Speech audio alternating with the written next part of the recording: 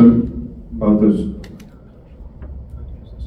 those guys made big time plays, and before the game, at halftime, we've talked for the last 10 plus days just about elevating everything, and the first road playoff game, and you have to elevate your poise, you have to elevate your composure, recognizing that there's going to be moments where the crowd's going crazy, or you get down, they make a run, whatever it may be. We weathered a lot tonight, weathered a lot of turnovers. I thought our defense was fantastic, and then in that moment, just to have the poise to just keep playing, and Smart made a huge play to get us into a one possession game, and then coming out of that timeout, for them, we wanted to get a trap, and Rui and Bron did a good job of just putting pressure on Shepard, and obviously we make the steal, and Bron hits a big time shot. And what was it like, just the swings, the emotional swings, and what was kind of your focus on the sideline, and what Next were your play. Next play. I mean, look, there's a lot of things that happened tonight that were not perfect, including some stuff I did. There was one timeout. Wish I could have back.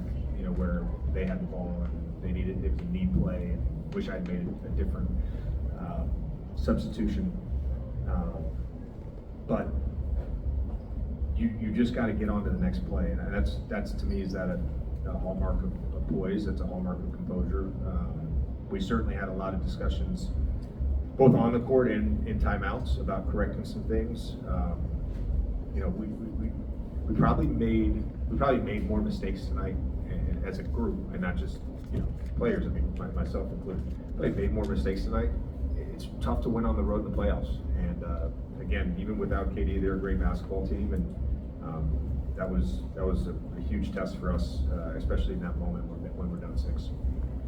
I'm sure there's plenty of things that Marcus Smart does that are in the context of what you guys ask him to do as a coaching staff, but the stuff he does like that, shooting the gap to get the steal with 30 seconds left, the offensive rebounds, leading to 2 free throws to go up 4 in overtime.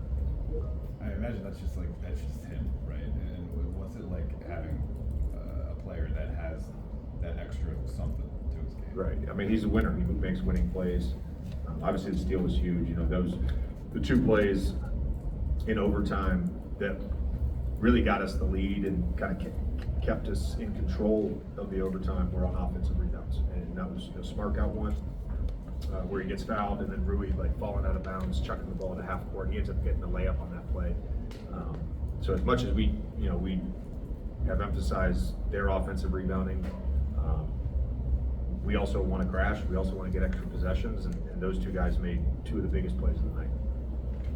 JJ, your 41-year-old, I think, sat for 1 minute and 53 seconds in the second half tonight.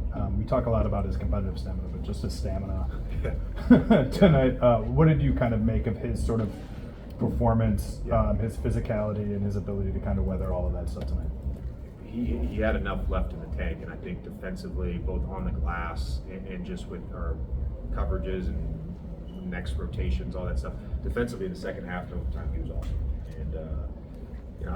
And because of the way the timeout situation worked early, with Ime having to take the 2, I ended up basically having an extra one.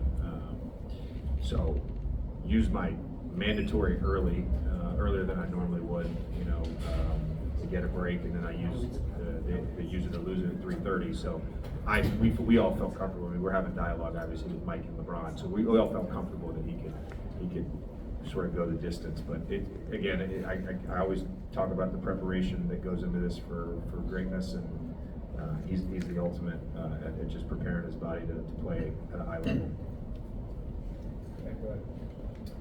JJ, you've talked a lot about desperation in the last few days. Where did you see desperation from your guys in that 4th quarter span, fighting back to get to overtime, and then in that overtime period to kind of pull it out and hold them at bay? Yep.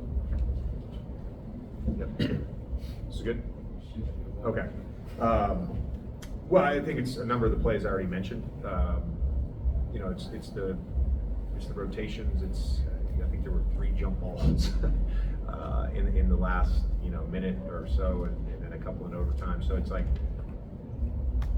everything that we needed to do, even when it wasn't pretty, we just kind of found a way to do it. And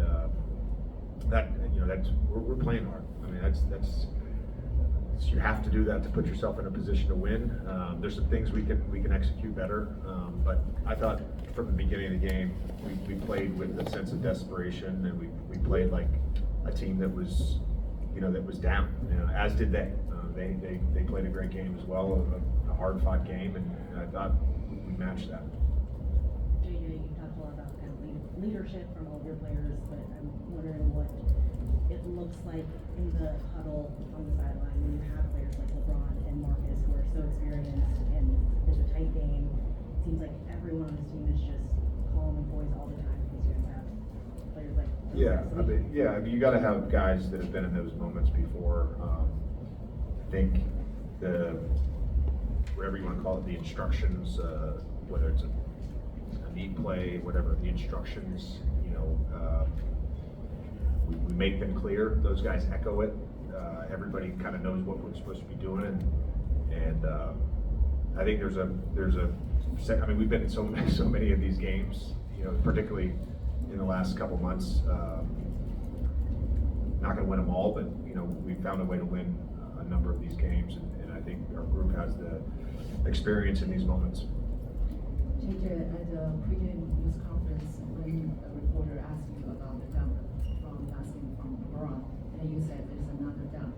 But when you saw the game like this, especially from LeBron, rolling over to grab the rebounds, and I guess the last shot to get you guys to the overtime, Yep. do you think it's just another game from LeBron?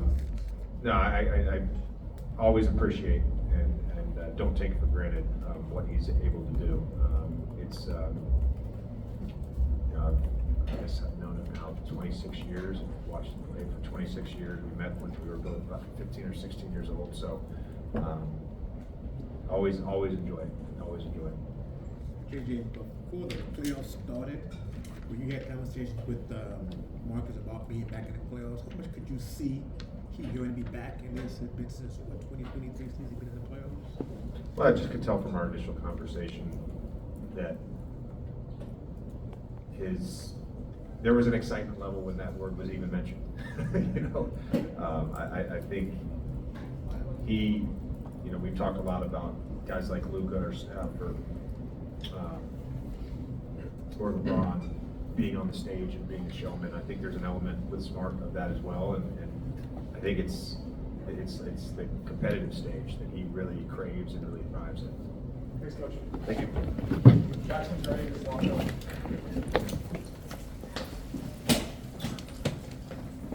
Ron and Marcus will be at the podium.